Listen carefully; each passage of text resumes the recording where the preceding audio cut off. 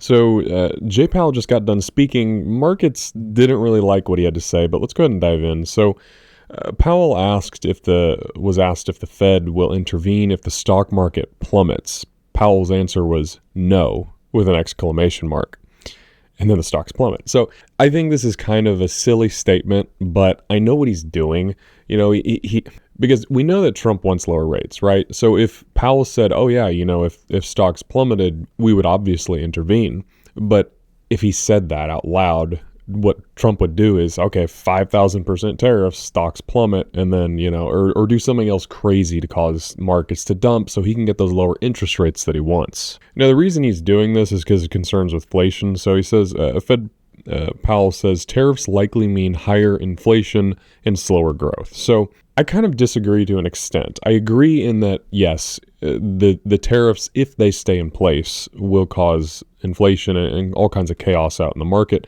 I still think that this is a negotiation tactic, and I think at this point it's pretty obvious that's what's going on because, they're actively saying, hey, 70 countries are negotiating with us on tariffs, and they're working with China, or they're wanting to work with China, but they're not exactly publicly saying it. Essentially, it seems like the United States wants China to come to them because that makes the United States seem stronger within the negotiations, but China's kind of like, no, we're gonna hold strong until you respect us. So it's kind of like a stalemate at this point with China on tariffs, but I do expect that a trade deal is going to be put in place. And I think it's going to be sooner than later because the tariffs are just so much more severe this time. They're a lot more crippling as opposed to last time. And now he's getting other countries involved. And the rumor is that he wants other countries to stand with him against China to kind of put China in a box and force them to make a trade deal.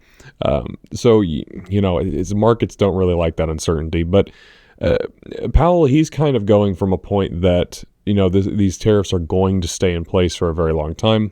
I don't think that's the case. I think if they do stay, they're going to be a much smaller tariff than what we are seeing. And then the other thing, like Powell's acting like inflation is just this terrible thing because in the speech, if you listen to it, he would make comments like, oh, we're just, inflation's just still above our 2% target.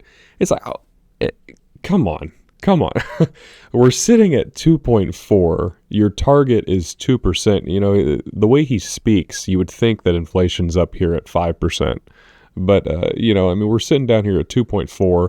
If we take a look at the Cleveland Fed, who is very, they're known for being very accurate in their inflation predictions. They're expecting next month's inflation to come in slightly lower at like 2.38. So right now, we're not seeing a resurgence of inflation or anything that indicates that. There's just this fear with tariffs, the uncertainty of it all. But if you look at historical trends, we're basically it's over. It's not like inflation sits right at 2%. The fact is that inflation is down. We beat it. It's over. This isn't something, we're not going to see inflation go all the way back up here to 9-10%. Like I've said before, this huge spike here was a result of massively increasing the money supply in a very short period of time. They increased the money supply by 40% in a year. It's no wonder you had inflation. But all that's behind us now. So what I kind of see happening going forward is that I think trade deals are going to start coming out. I think that as soon as we get the first trade deal with the first country come out, and we're going to see a huge sigh of relief in the market. And then we're going to see more countries getting deals done, more countries, and then we're going to see China have a deal done. And all of this will be behind us. So we won't have this whole uncertainty with tariffs anymore.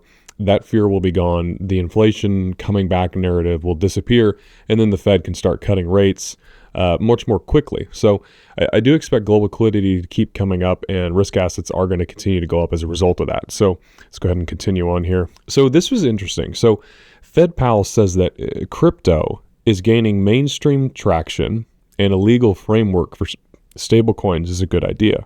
And so what he's talking about is the Stablecoin Act and the Genius Act. They're going through Congress right now. Like I've been saying, stablecoins are the Trojan Horse, if you will, for crypto and DeFi adoption. So, the fact that the Federal Reserve is acknowledging that stablecoin legislation is a really good thing. And he even made the comment that stablecoins seem to be a product that is very useful. And I agree, you know, it allows for seamless cross-border payments. It allows for all sorts of efficiencies within the market.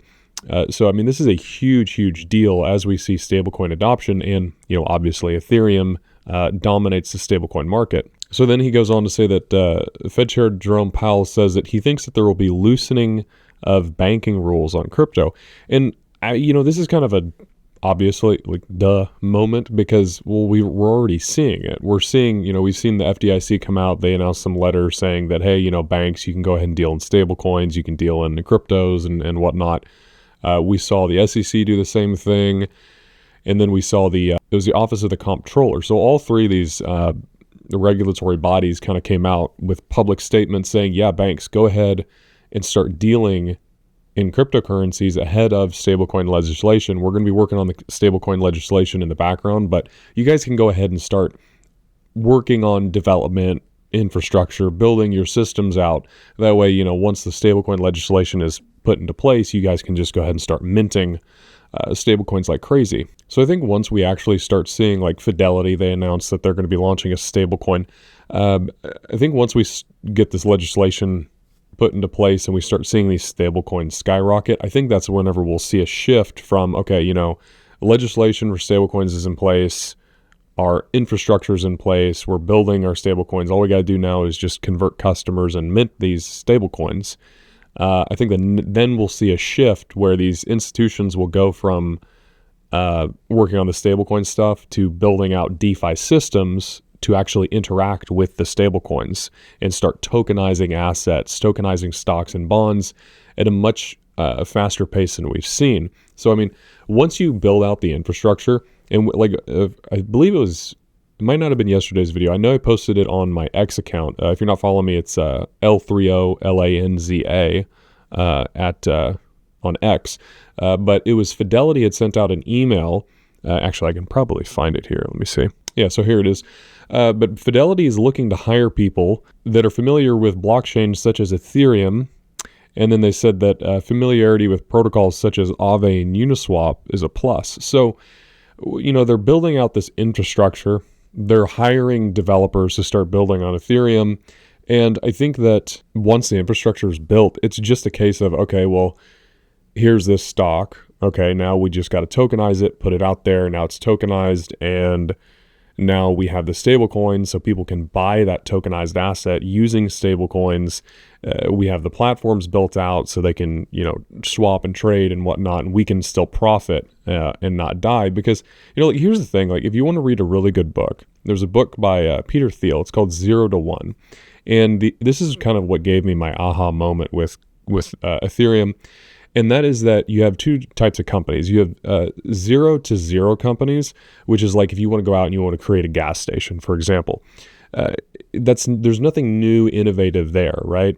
And then there's also a concept in economics called creative destruction, which is where something old is replaced by something new and innovative, much more efficient. So you can think like, you know, what Netflix did to Blockbuster, basically. You know, or the Redbox DVD rentals, what they did to Blockbuster. And so what's happened with Ethereum is that it has a 0 to 1 effect. That is a 0 to 1 type of company where, like the Blockbuster to Netflix comparison, that's 0 to 1. It's something new, innovative. And so that's what we see with Ethereum acting as essentially a global decentralized platform where you can tokenize assets, stablecoins, and decentralized finance. And so Fidelity is an example of a 0 company. And so what they realized was, well, we need to innovate. We need to become essentially a decentralized, a DeFi'd, well, how do I say this? Like a decentralized financial company, but I mean, they're still centralized, but they basically, they need to be on the blockchain if they want to survive. And so they're starting to build out these applications and adopting this technology, because if they don't, they're going to end up like Blockbuster. Same with BlackRock and all these other asset managers, because now these assets can be held on chain by anybody. So, you know, they're getting ahead of the curve here. I mean, it's not a surprise either. You know, I had somebody comment saying that, oh, well, banks don't know how to deal with, you know, DeFi and blockchain. It's like, well, yeah, but banks have been around for 1,000, 2,000 years, and they didn't know how to use the internet. They didn't know how to use a computer. So what do? They hired people that knew how to build on those things. So there's likely going to be a huge boom and a lot of demand for developers within the blockchain space. And that'll actually probably be one of the big challenges, is just getting enough developers to work for these companies. Anyway, so moving on, I feel like I'm kind of starting to ramble there a little bit. So last piece of news here, Fed Chair Jerome Powell says U.S. economy is solid despite uncertainty. So, he's just talking about the tariff uncertainty right there. I expect by June we'll probably have a lot of this tariff stuff wrapped up, and it won't be as much of a fear in the market. So anyway, if y'all have any questions, comments, leave them in the comment section down below. I'll talk to y'all next time.